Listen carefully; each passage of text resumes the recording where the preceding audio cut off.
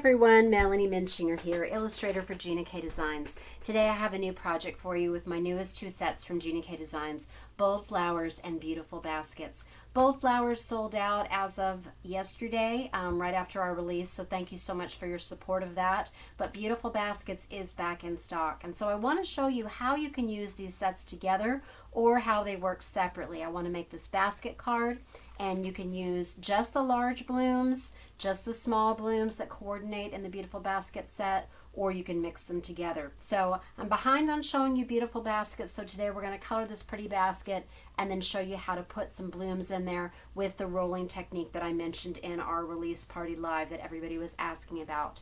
In addition to these sets, I am going to be using some Pure Luxury cardstock.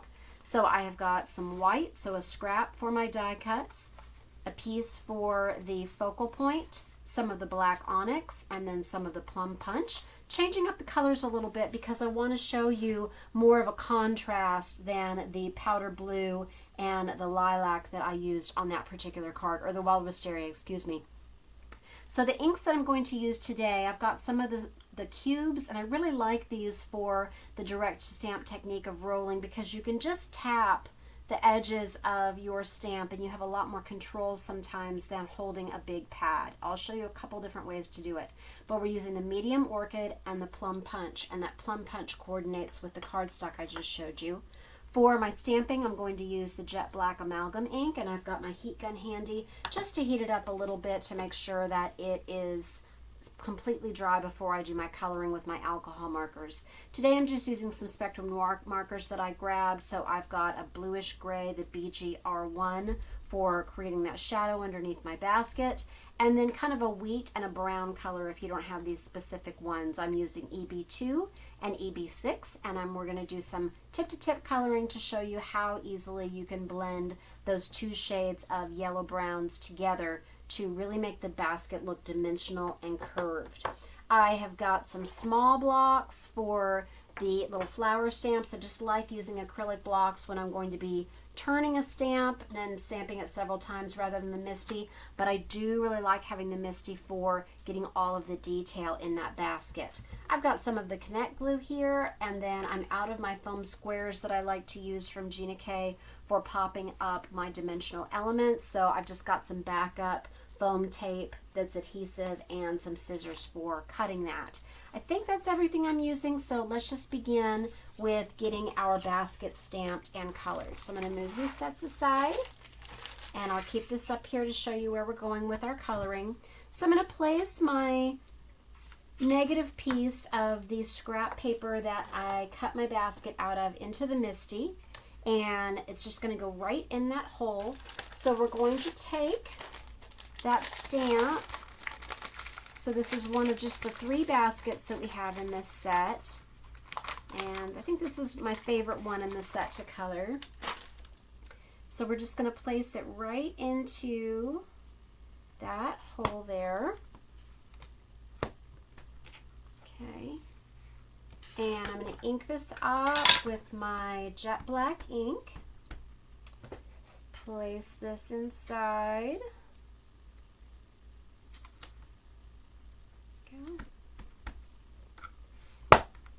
And I don't have a Chucky tool. What I like to use to really help me rub all over that, get it nice and crisp, is just this little stapler that has some velvet on the bottom, and that makes it very easy to rub over the surface. I'm just going to do it one more time and just be really careful to get into those middle areas. I just inked the stamp back, or my ink pad up, so it's a little bit juicier in some areas than others. Okay. Yeah, looks good. All right. So I'm going to take my basket out here, and let's get started coloring this. I'm just going to heat it up for just a few seconds.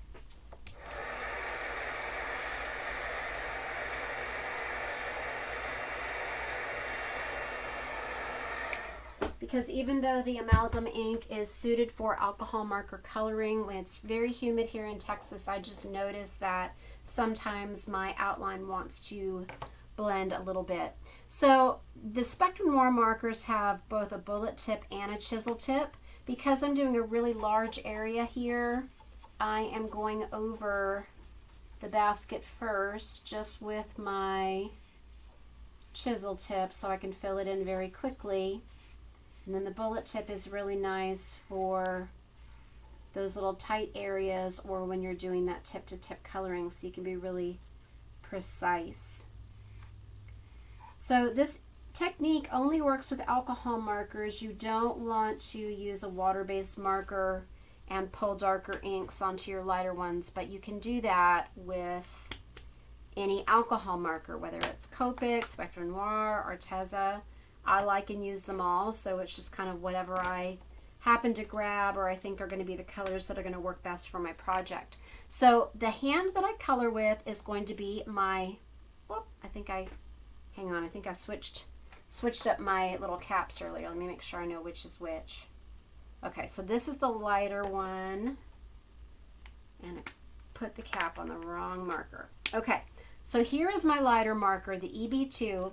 I'm going to just brush it against the edge of the darker EB6 and make sure this is in the middle so you can see.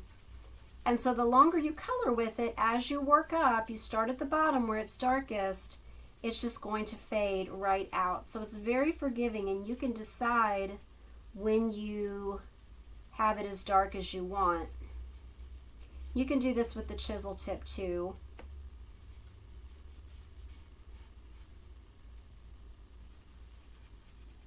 And coloring in circles really helps blend that out.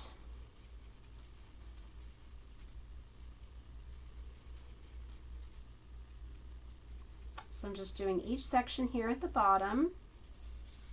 Now, the darker your colors are, or rather the difference between the two markers that you're using, or however many you have, that's going to create more light in your card, the darks. So don't be afraid to go dark, but remember you can always build the color. So what I'm doing now is I'm just going into those sections that I've got the darker shading in that are in between these woven slats. Okay, then I'm just going to trace along the underside of the top of the basket, and I've got little lines here to show you, even if you don't do any coloring, this image will look shaded because of just the little lines I have in the illustration. Okay, and we can also go along the bottom here. Okay, see how it just kind of blends out? And then if you want to soften that, you can go back in and just go right over those sections. Okay, then I'm going to take just a little bit more. I want to make the handle, the underside of this handle curve, just look a little bit more dimensional here. So you see how it's really popping and looking that much more rounded, and creating that underside of that handle. And then pulling this up too, because this is wood, you know, that is going to create just something that doesn't look as flat. You're going to see kind of that variation in the wood tone.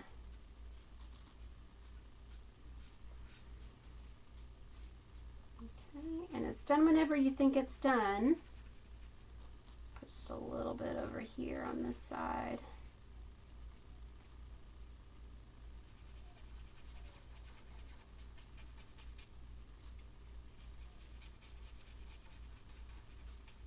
So you can just keep going as long as you want. Okay. All right. So here is our basket. Now I want to go ahead, I'm going to stamp this again on my mat, and this one doesn't have to be perfect because this is just showing me where I want to have my flowers stamped. So I'm going to have room at the bottom for the greeting that I'm using, and basket. So put that right about there. And what this is going to do, it's all going to be covered up, but it's going to show me where that top line of the basket is. So how wide to do all of my flower stamping and how high. Okay, you can see a little bit of that got on the cardstock. That's fine. This is just a little guideline to help me find where I want to place those flowers. Okay, all right. I'll go ahead and I'll put the greeting on here as well. So I'm going to go ahead. I'm just going to make one just with just the beautiful, using the beautiful baskets today. So I'm going to do, actually I don't want to do a sympathy. I want to do gratitude. I have some thank yous I need to make. Okay, so I've got gratitude here. Go ahead and ink that up.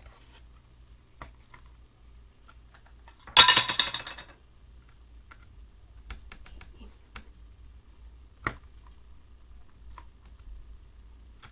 And then the width.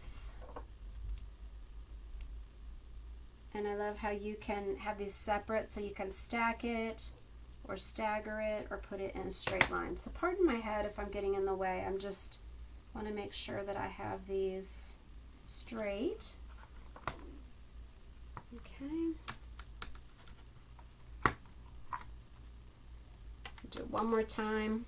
There we go. Okay. All right, so we're done with our black pad now.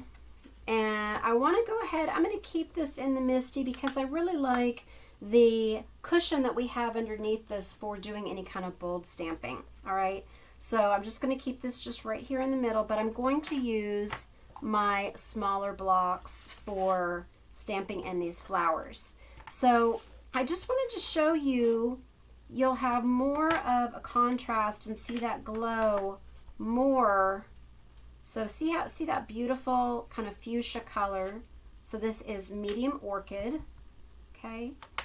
And now what I'm gonna do, so there's a couple different ways you can do this. So before you do your stamping, I'm just going just around the edges. I'm not pressing flat. I'm just rolling it around the edge of that flower or tapping, okay? And see that? All right. So I want these to overlap the top of the basket so it looks like they're inside. So I'm going to do some more here. And it might look really dark, but the ink always mellows out a little bit after you stamp it.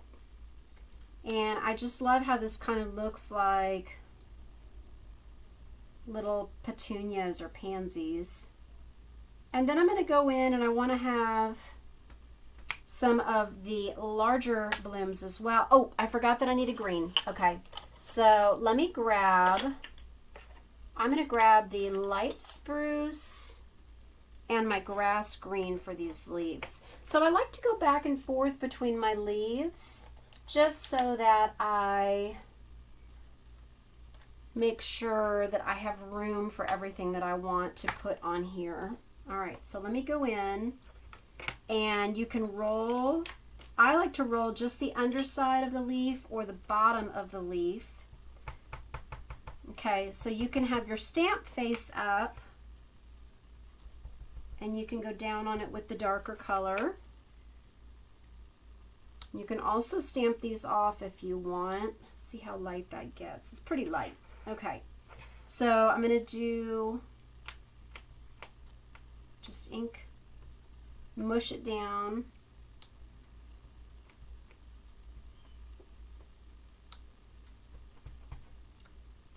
And the light spruce is actually it's not that different from the grass green. So I'm going to do the fresh asparagus instead. Let me see if I have a spot for that one. Dark spruce. Spruce. I might need to grab my pad, so just sorry that I didn't have this one thing. I thought I had everything out. Alright, I'm going to grab my green pad here. Okay, so let's do fresh asparagus. It's just going to look so much better having two colors. So let me put these back on here while I get a little more greenery in, and then we'll go in and do some of the bigger flowers. Okay, so you can always work light to dark. You don't have to worry about your light spruce ink muddying up your fresh asparagus. Yeah, there we go. I'm going to do the underside, roll that one. So you want to have the dark below it.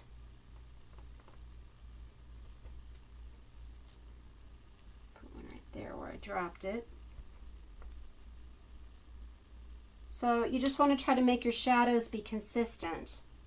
All right, so now let's go ahead and do one of those larger blooms so you can see the size difference from my other pad. And you can have these overlap, or from the other set, excuse me. So this is one, this one is double the size of that matching flower in Beautiful Baskets. Isn't that pretty? I love that. And let's use, I'm going to use some of the bigger leaves from this one just so that you have a mix. And I think I die cut out, yes I did.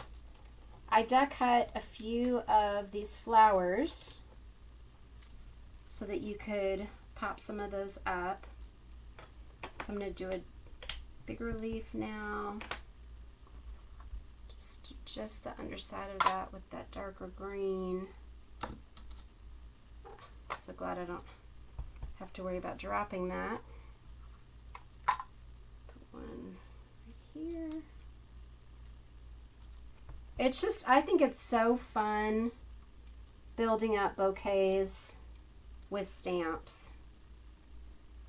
And all these different shaped leaves and size leaves and flowers. It just gives you so many different options and ways to fill it in any blank spaces that you have just to balance it out.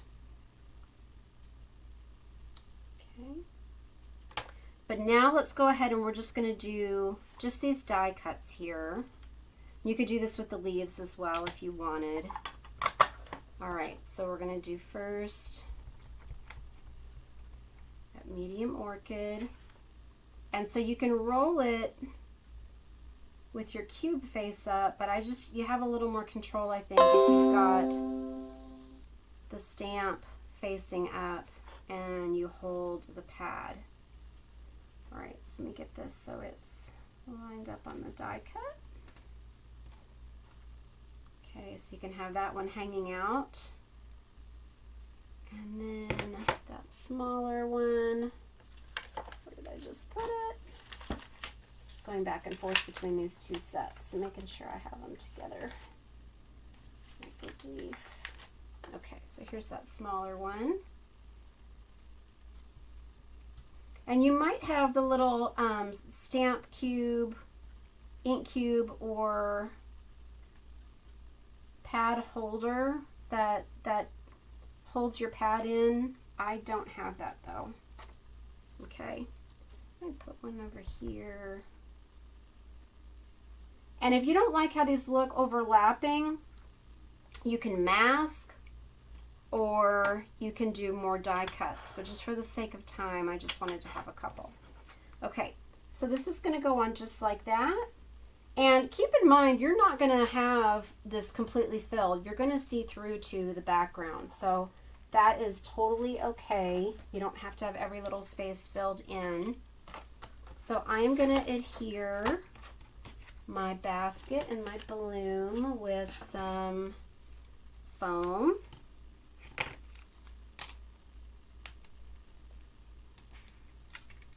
And see, on this first one I just did that one flower, but you could also do some leaves as well. Isn't that pretty though? I love this combination, medium orchid and plum punch. You have to let me know in the comments which one you like more, whether you're more of a purple person or whether you just like the contrast. Okay, and then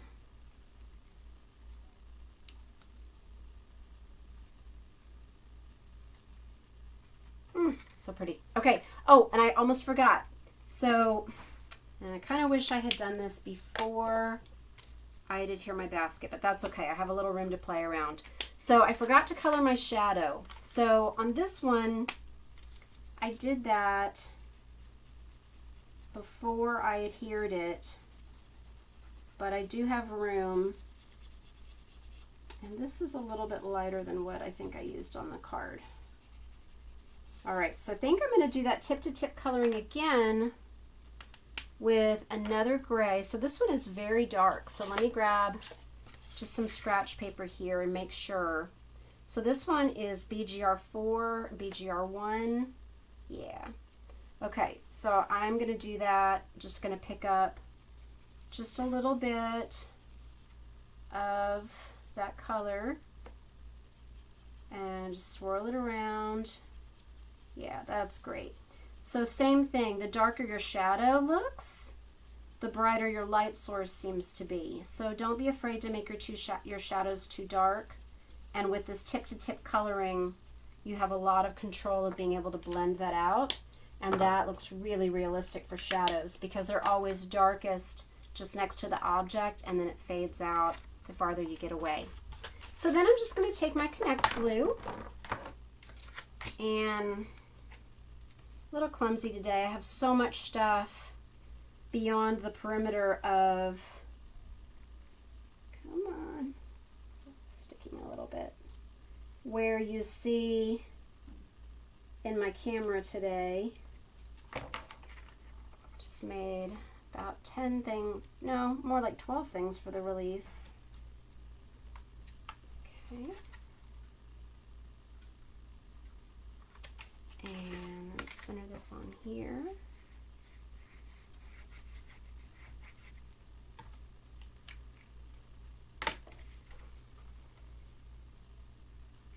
I love this plum. It's one of my favorite colors that Gina has.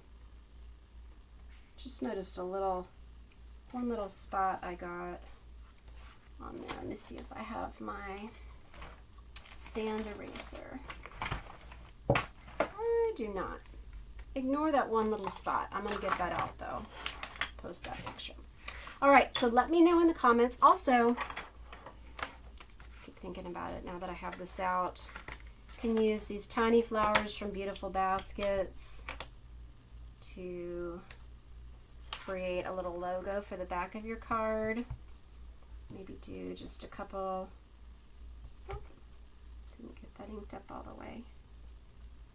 Do a couple little flowers on the inside just to bring the outside of that card in. It's always fun. So let me know in the comments which of these cards that you prefer. I hope you enjoy, and we'll try out this rolling technique, whether you use very similar colors or very different colors. You could also use completely different colors, especially when you're stamping with the Misty. That would allow you to do something maybe like a yellow and then a purple. Just do it and layer them up as much as you want until you are done with your combination. Thanks so much for watching today. I hope you enjoyed this beautiful basket and bold flower set. And if you create cards with them, please post them on our Gina K and Stamp TV Designs, Gina K Designs and Stamp TV Facebook group, and tag me so that I can see them. Thank you so much for watching today. God bless.